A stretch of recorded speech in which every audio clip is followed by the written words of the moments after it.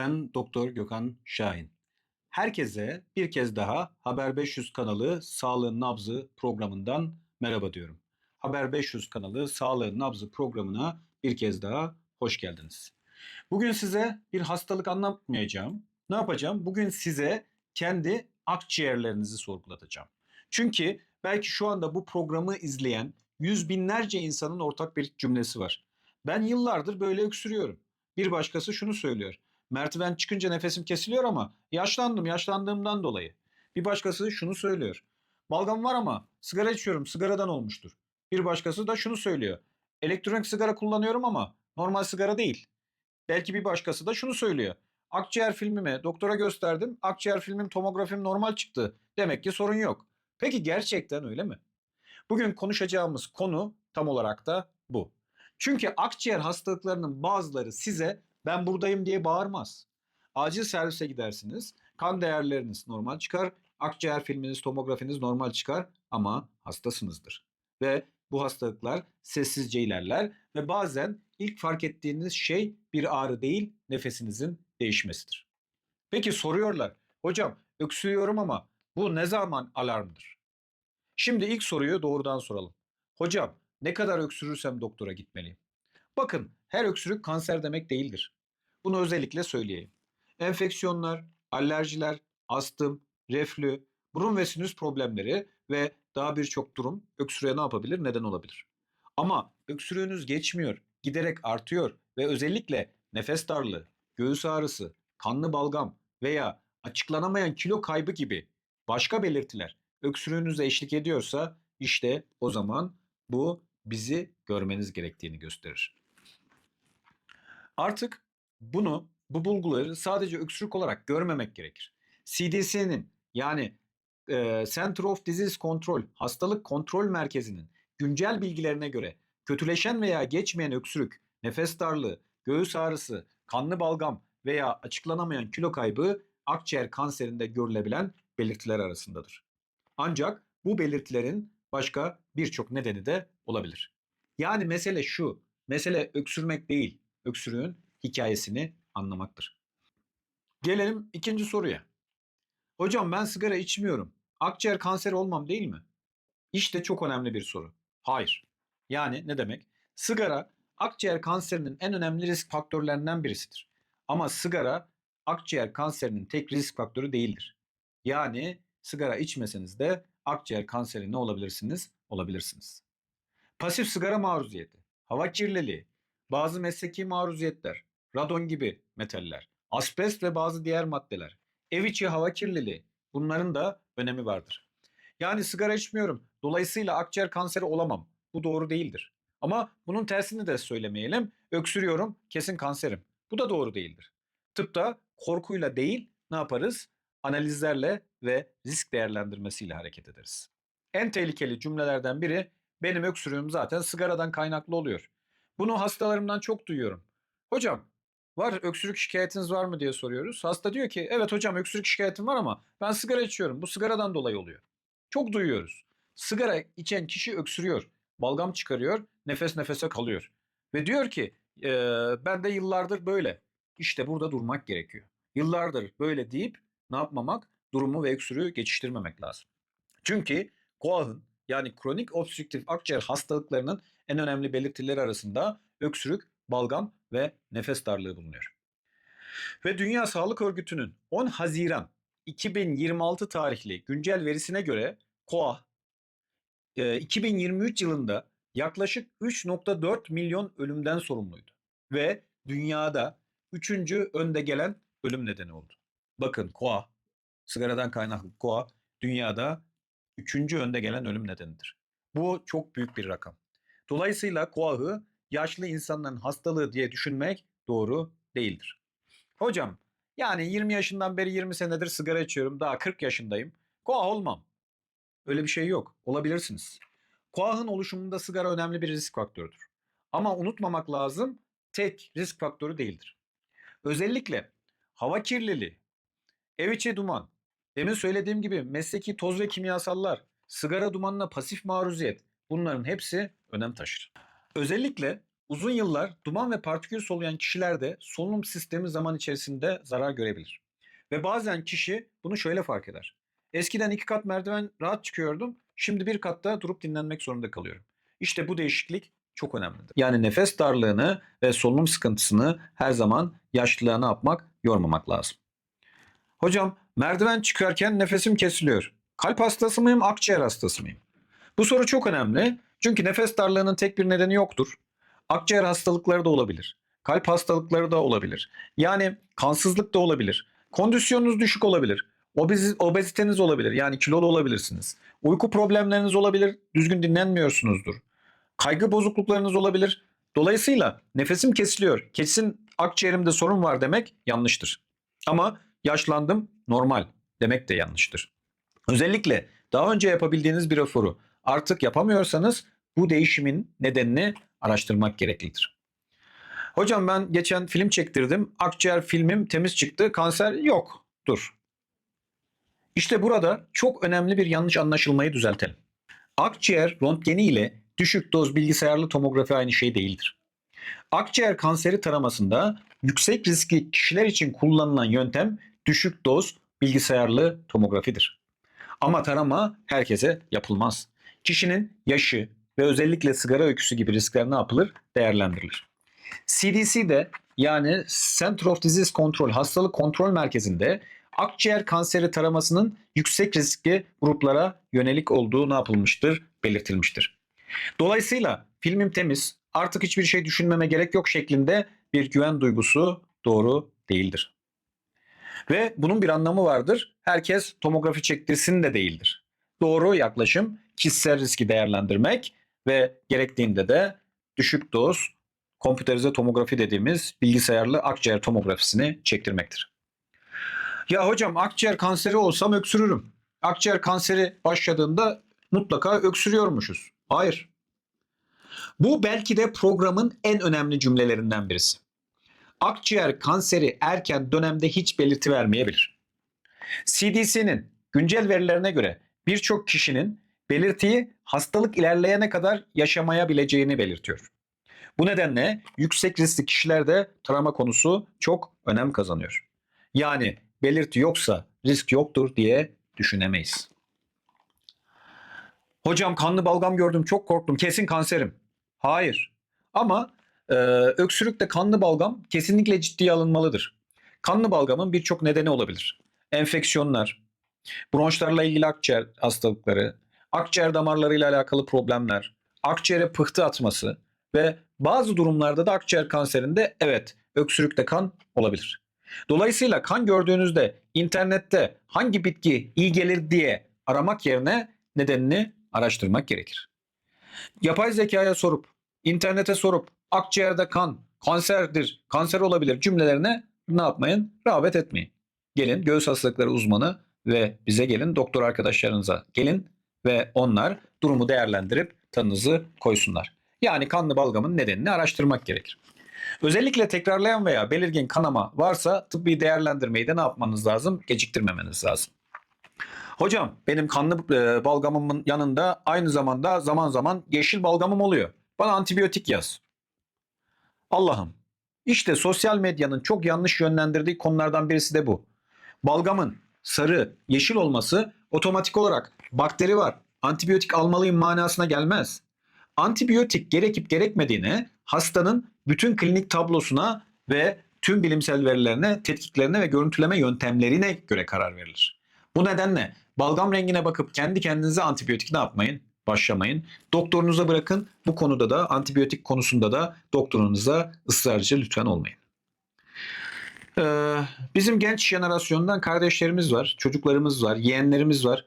Ya e, elektronik sigara sadece su buharı. Ben havasına içiyorum onu. Hayır arkadaşlar. Bu algının özellikle gençler arasında çok yaygın olduğunu görüyoruz. Bakın elektronik sigara sıvıyı ısıtarak solunan bir ne yapar? Aerosol oluşturur. Ve bu aerosol yalnızca masum su buharı maalesef değildir. Nikotin içerebilir ve aroma maddeleri ve çeşitli kimyasallar içerir. Dünya Sağlık Örgütü'nün 2026 değerlendirmesinde elektronik sigaraların sağlık açısından zararlı olabilecek kimyasallar ve katkılar içerebildiği açıkça belirtilmiştir.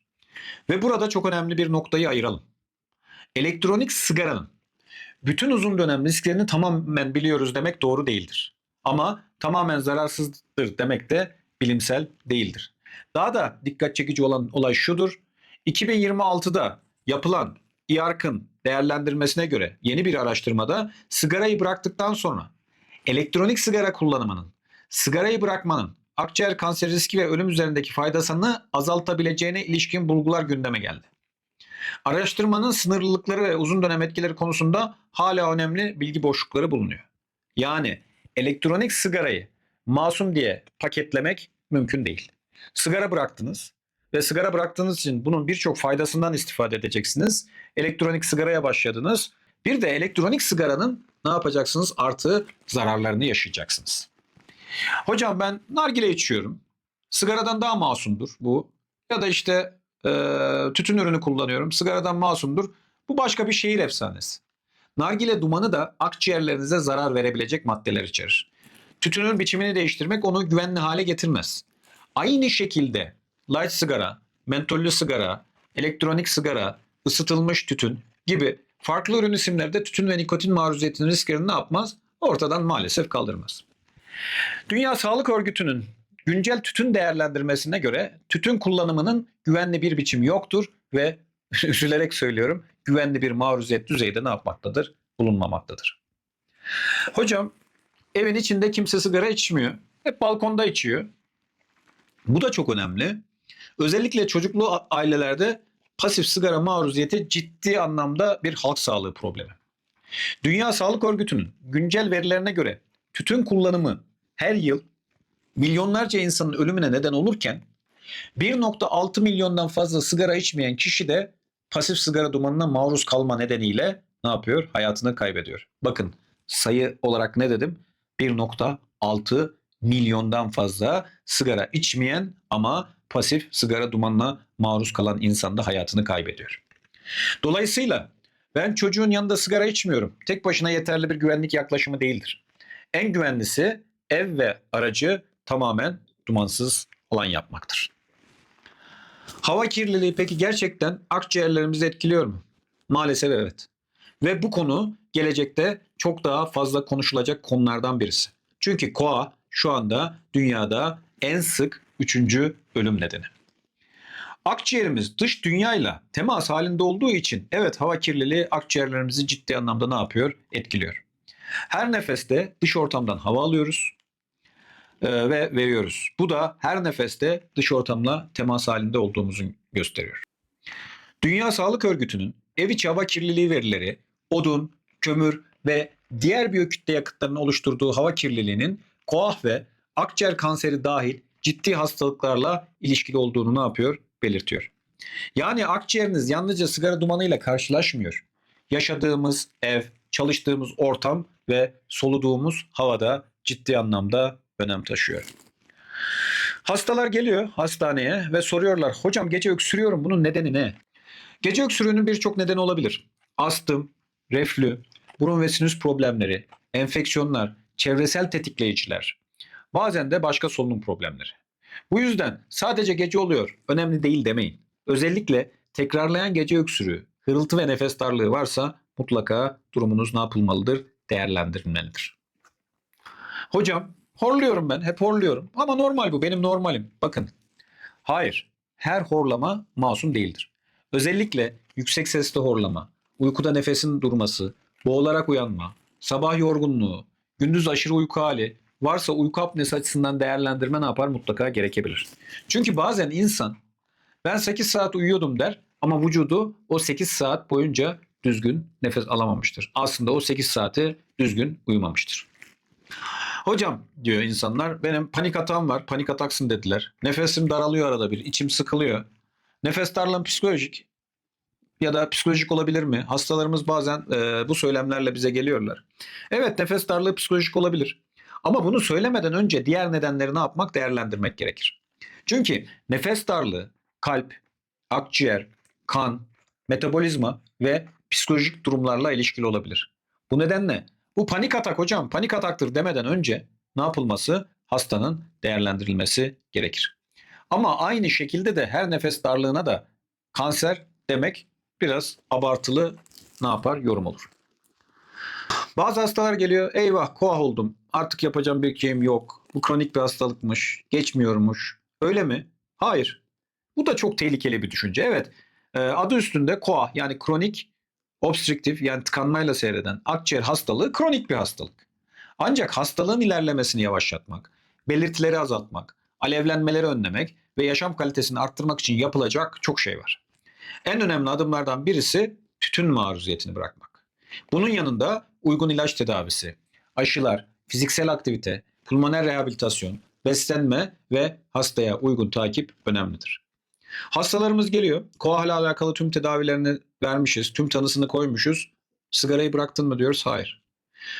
Diyorum ki bir kullanacağınız ürün icat ettim. Bu ürünü para verip alacaksın, içeceksin. Bu ürün senin karaciğerini ne yapacak? Mahvedecek. Akciğerini dolduracak, akciğerini bitirecek. Özellikle bu senin kalp damarlarını tıkayacak. Satın alır mısın? Dersiniz ki doktor bey sen deli misin, kafayı mı yedin, manyak mısın? Ama hepiniz bu ürünü para verip alıyorsunuz. Bu ürün sigara. Tedaviye rağmen 60-70 yaşında, 30-35 yaşında koah olup tedaviye rağmen hala sigarayı bırakmayan, beyin damarı tıkalı olduğu halde, yatırdığımız halde, kan sulandırıcı kullandığımız halde hala sigaraya devam eden birçok kişi olduğunu biliyorum. Ve maalesef de ne menen bir şeydir ki zehir olduğunu bile bile de para verip bunu alıyorsunuz. Ben de bir şey icat edeceğim sigaraya alternatif sizi zehirleyen. Onu da satın alırsınız artık. Yani özetle koah teşhisi bir son değil ama hastalığı görmezden gelmek de çözüm değil. Peki hocam yani ne zaman size gelmeliyim? Ne zaman göğüs hastalıkları uzmanına gitmeliyim diye soracaksınız. Şimdi bunu çok netleştirelim. Öksürüğünüz geçmiyorsa, öksürüğünüz giderek artıyorsa, nefes darlığınız yeni başladıysa veya giderek artıyorsa, kanlı balgamınız varsa, tekrarlayan akciğer enfeksiyonları geçiriyorsanız, açıklanamayan kilo kaybınız varsa, gece nefesiniz kesiliyorsa, uzun süredir hırıltı ve göğüste sıkışma yaşıyorsanız veya sigara tütün nedeniyle yüksek risk taşıyorsanız benim neyim var sorusunu internet ve yapay zeka yerine lütfen doktorunuza sorun. Çünkü aynı belirti bir kişide basit bir enfeksiyon, bir kişide astım, bir kişide koa, diğer bir kişide kalp hastalığı, başka bir kişide ise çok daha ciddi bir hastalık olabilir. Şimdi bütün programı tek bir cümleyle özetlemek istiyorum. Genelde meslektaşlarımıza da soruyorum programı tek bir cümleyle özetlerseniz ne söylersiniz diye. Kapanışta da bütün programı tek bir cümleyle özetlemek istiyorum. Akciğerleriniz size bağırmayabilir. Size bazen küçük bir işaret verir. Bir öksürük, bir nefes darlığı, bir balgam, bir gece uyanması, bir merdivende eskisi kadar rahat nefes alamama. Bunların hiçbirisi tek başına kanser demek değildir. Ama hiçbirisi de otomatik olarak önemli değil demek değildir. Çünkü akciğer hastalıklarında erken fark etmek çok değerlidir. Özellikle yüksek risk taşıyan kişilerde tarama konusu doktorla ayrıca ne yapılmalıdır? Değerlendirilmelidir. Ben Doktor Gökhan Şahin.